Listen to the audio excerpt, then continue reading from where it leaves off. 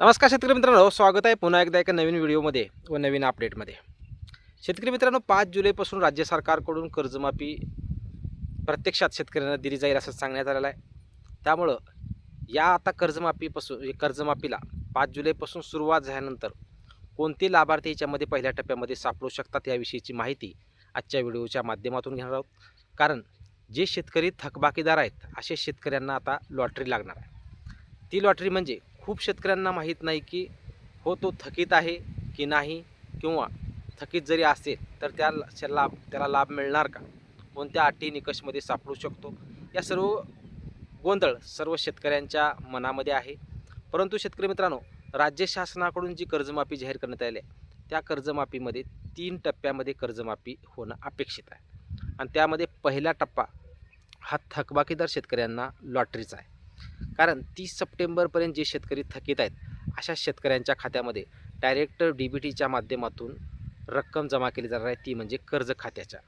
कारण कर्ज खात्यामध्ये ही रक्कम जमा केल्यानंतर बँकामार्फत ते डिबेट करून त्या शेतकऱ्यांना परत नवीन पीक कर्ज देण्याची प्रक्रिया सुरू केली जाणार आहे. कारण राज्य शासनाने हे स्पष्ट केलं की शेतकऱ्यांना कर्जमाफी कशासाठी द्यायची, तर शेतकऱ्यांना कर्जमाफी ही त्या शेतकऱ्यांना परत नवीन पीक कर्ज घेता यावं यासाठी राज्य शासनाकडून जास्तीत जास्त 30 सप्टेंबरपर्यंत जेवढे शेतकरी थकबाकीदार सापडतील अशा शेतकऱ्यांच्या खात्यामध्ये कर्जमाफीची रक्कम जमा करण्याची प्रक्रिया 5 जुलैपासून सुरू होणार असल्याचे माननीय धरणी मामा यांनी स्पष्ट केले. त्यामुळे पहिला टप्पा कोणाचा, तर पहिला टप्पा हा थकबाकीदार शेतकऱ्यांचा. दुसरा टप्पा आणि तिसरा टप्पा ह्या 2 टप्प्यामध्ये OTS वाले शेतकरी, 2019 मधील शेतकरी व प्रोत्साहन अशी परिस्थिती निर्माण होऊ शकते. कारण या शेतकऱ्यांना उशिरा का, कारण OTSमध्ये अजून काही बदल झालेला नाही. खूप शेतकरी संघटना असो, तुपकर असो, बच्चूभाऊ कडू असो, त्याच्यानंतर रोहितजी पवार यांच्या मागण्या आहेत की याच्यामध्ये बदल केला जावा, कर्जमाफीची निकष अटी रद्द करण्यात यावं. त्यामुळे हे प्रकरण सध्या पेंडिंग पडू शकतं, उशीर लागू शकतो. पेंडिंग पडणार नाही, परंतु या गोष्टीला उशीर होणार.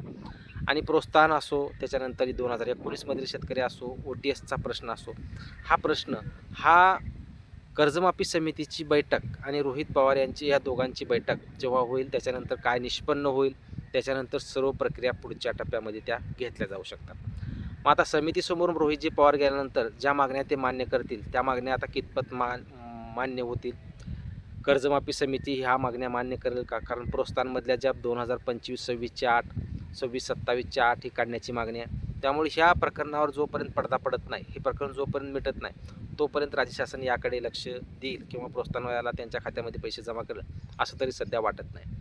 त्याच्यानंतर 2019 मधील शेतकऱ्यांसाठी सध्या जरी GR मध्ये स्पष्ट केले की 2 लाखाची जी मर्यादा नाही, फक्त 50,000 रुपये त्या शेतकऱ्यांना देण्याचं राज्य शासनाकडून सांगण्यात आलं आहे. त्यामुळे त्याही प्रक्रियेला प्रोसेस होण्यासाठी उशीर लागू शकतो. कारण त्याबाबत अधिकृत निर्णय अजून जर राज्य शासन दुसरा घेत असेल तर त्यासाठी त्यांना वाट पाहावी लागणार.